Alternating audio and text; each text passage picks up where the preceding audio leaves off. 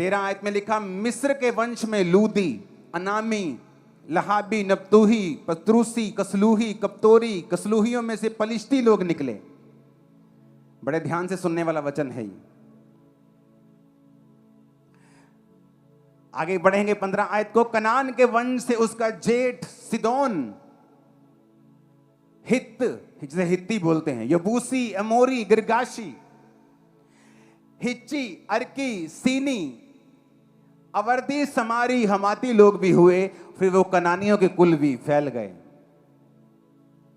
अगर आप ध्यान से पढ़ें बाइबल को तो परमेश्वर ने कहा था, अब्राहम मैं तेरे वंश को कौन कौन से देश दूंगा जिनमें हित्ती, यबूसी, एमोरी लोग रहते हैं। आपने कभी क्वेश्चन नहीं किया अपने दिमाग में कि क्या हुआ ऐसा कि परमेश्वर अब्राहम को कह रहा है कि मैं तुझे कनान के देश दूंगा। कनान के देश के लोगों ने कौन सा पाप किया था? कनान के देश के लोगों से क्या दुश्मनी थी परमेश्वर की कि परमेश्वर ये कहता था कि मैं कनान के सारे देश अब्राहम के वंश को दूंगा? क्योंकि जो अब्राहम का वंश था वो उसी बेटे से निकला था जिसने अपने पिता को नंगा नहीं देखा था। और कनान के सारे वंश जिसे परमेश्वर ने देने का वायदा किया था वो उसी बेटे से निकले थे जिसने अपने बाप को नंगा देखा था। इतना फर्क कि परमेश्वर ने पूरी जनरेशन श्रापित कर दी जिन्होंने परमेश्वर की सेवा को छोड़ा, जिन्होंने परमेश्वर के हुक्मों को तोड़ा, जो पवित्रताई में जिन्होंने परमेश्वर को फॉलो नहीं किया। पूरे के पूरे वंश को, पूरी की पूरी जनरेशंस को, देशों को परमेश्वर ने श्रापित कर दिया और अब्राहम के वंश को दे दिया। इसलिए मैं कहता हूं जब आप स्पिरिचुअल लाइन पे चलते हैं आपको जल्दी नहीं करनी, क्योंकि परमेश्वर आपके वंशों को सोच रहा है, आपको वंशों को आशीषित करने के बारे में सोच रहा है, सिर्फ वो आपके बारे में नहीं सोच रहा।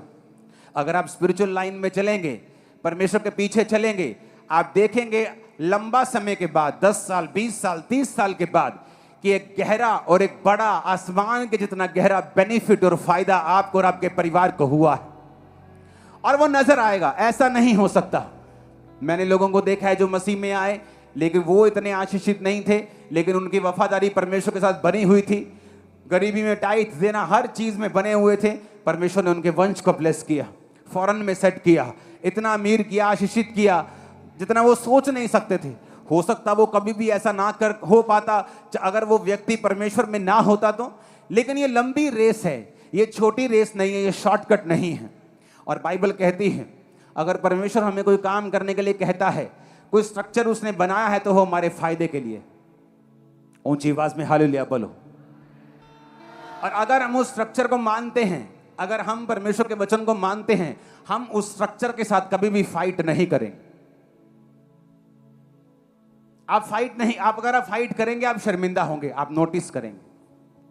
जिसे परमेश्वर ने ठहरा दिया और जिसे चर्च ने ठहरा दिया, अगर आप उसके साथ फाइट करेंगे वो आप शर्मिंदा होंगे। आप चाहे गलत हो सही हो ये बाद में देखा जाएगा, क्योंकि उसके साथ डील करना परमेश्वर का काम है, आपका नहीं। परमेश्वर ने कहा अगर मूसा ने गलती की तो ये मेरा काम है उसके साथ डील करना, तुम्हारा नहीं। अब तुम श्रापित रहोगे और कोड़ी रहोगे। हालेलुया। ऊंची आवाज में हालेलुया बोलो। अगर चर्च स्ट्रक्चर में रहे, अपनी हद में रहे, पास्टर्स को कभी डिस्कस मत करें। वचन सुने, अच्छा लगे सुने, अच्छा नहीं लगता, आपको लगता है व्यक्ति प्रभु की ओर से नहीं है, त्याग दें, छोड़ दें, लेकिन निंदा ना करें। आपको 1-2 बार किसी को अलर्ट करना है कर दें, लेकिन अपने मुंह से गालियां बकना, अपने मुंह से गंदगी बकना, ये आपका और मेरा काम नहीं है। और इसीलिए लोग श्रापित होते हैं, सेवकाइयां भी श्रापित होती, पास्टर श्रापित हो जाते। लेकिन प्रभु आपके साथ डील करता है जब आप वैर विरोध और कड़वाहट और निंदा और एक दूसरे की लात खींचना जब तक आप छोड़ते नहीं, वो आपके साथ डील करता है। और अगर आप पास्टर के साथ ऐसा कर रहे हैं फिर तो वो आपको डबल डील करता है। अगर आप विश्वासियों के साथ ऐसा कर रहे हैं तो भी वो आपको पनिश करता है। इसलिए तो वचन में लिखा है कि अगर तू परमेश्वर के शरीर का अंग है, अगर दूसरा अंग दुख पाता है, अगर सिर दुख रहा है तो हाथ भंगड़ा नहीं डाल सकता कि चलो सिर ही दुख रहा है, पैर तो भंगड़ा कर सकते हैं। बंदा कहता नहीं यार मैं नहीं आ सकता पार्टी में, क्या हुआ यार मेरा सिर दुख रहा है। वो नहीं कहता यार मेरा सिर ही दुख रहा है, मेरे टांग थोड़ी दुख रही है, पाँव थोड़ी दुख रहा है, चल भंगड़ा डालते हैं। कहता नहीं सिर दुख रहा है, उठ नहीं हो रहा। क्योंकि अगर एक अंग दुख पाता है तो दूसरा अंग भी उसके साथ दुख मनाता है।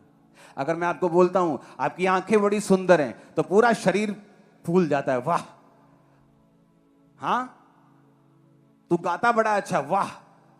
तेरी आंखें बड़ी सुंदर है, वाह। तेरा पूरा शरीर खुश हो जाता है।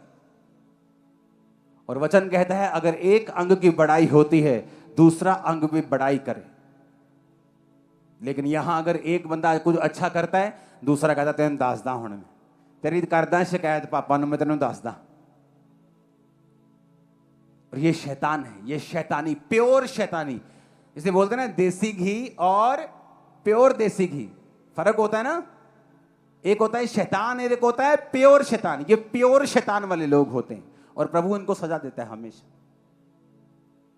हमेशा इन चीजों से बच के रहो, क्योंकि एक स्ट्रक्चर परमेश्वर ने बनाया है, आप उसे तोड़ेंगे।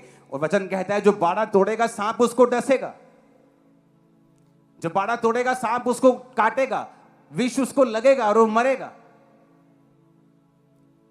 हालेलुया, ऊंची आवाज में हालेलुया बोलो। एक टाइम तक आप लोगों को अवेयर करते हैं कि फलाना बंदा फेक है, ये गलत कर रहा है, लेकिन आप उसकी पर्सनल लाइफ के इतने झमेले होने के बावजूद, उसके पापों की नॉलेज होने के बावजूद भी आप उसे कभी एक्सपोज नहीं करते। रीजन, ये मेरा काम नहीं, परमेश्वर का काम। ऐसी ऐसी न्यूज मिलती कि दो शादियां हो रही हैं, गलत काम हो रहे हैं बड़ी बड़ी चर्च में, लेकिन आपने मुझे कभी ऐसा नहीं, आज मैं एक्सपोज करूंगा, कभी नहीं, ये मेरा काम नहीं। अगर कोई पब्लिकली कोई बेवकूफ़ी करेगा मैं उसे एक बार समझा दूंगा, उसके बाद कभी नहीं। पर्सनली उसे कभी एक्सपोज नहीं करूंगा कि ये मेरा काम नहीं, न्याय करना परमेश्वर का काम है। अगर वो मेरा जीवित परमेश्वर है, वो न्याय कर देगा, लोगों के सामने ले आएगा। तो कई बार इंसान खुद परमेश्वर को गद्दी से हटा के परमेश्वर की गद्दी पर बैठने की कोशिश करता है और थोड़े दिन के बाद देखता क्या है कि खुद ही शर्मिंदा हो रहे हैं वो लोग, क्योंकि आप लोगों को एक्सपोज करने के लिए पैदा नहीं हुए। हालेलुया। वचन कहता है कि झूठे भविष्यद्वक्ताओं से सावधान रहो। वचन ने भी एक बार बोला, आप भी चर्च को समझा सकते हैं, लेकिन किसी पे पर्सनल अटैक करना ये परमेश्वर की सीट लेने के बराबर है। और चाहे हमें दुनिया के लाख गुनाह मालूम हो, आपने कभी मुझे ऑनलाइन आके या ऐसे आपके सामने उस व्यक्ति को एक्सपोज करते कभी नहीं सुना होगा। प्रूफ के साथ एक्सपोज किया जा सकता है, लेकिन कभी नहीं, क्योंकि ये परमेश्वर का और उसकी कलीसिया का काम बिल्कुल नहीं है। आप परमेश्वर नहीं हो, आप न्यायी नहीं हो, आप जज नहीं हो। मैं उससे पीछे रह सकता हूं, मैं अपनी संगति उससे खत्म कर सकता हूं, क्योंकि वचन कहता है अगर भाई कहलाकर कोई मूर्ति पूजा करता है, व्यभिचार करता है, तो तू उसके साथ खाना भी मत खा, नहीं तो तू भी पापी है परमेश्वर के सामने। जब हम वचन में से पूरी तरीके से चलना शुरू कर देते हैं, हम आशीषित होते हैं। वचन के साथ चलना शुरू कर देते हैं, हमारे फाइनेंस, हमारी लाइफ, हमारी जिंदगियां जो हैं सब तरफ से ग्रोथ करना शुरू कर देती हैं। हम ग्रो करना स्टार्ट कर देते हैं।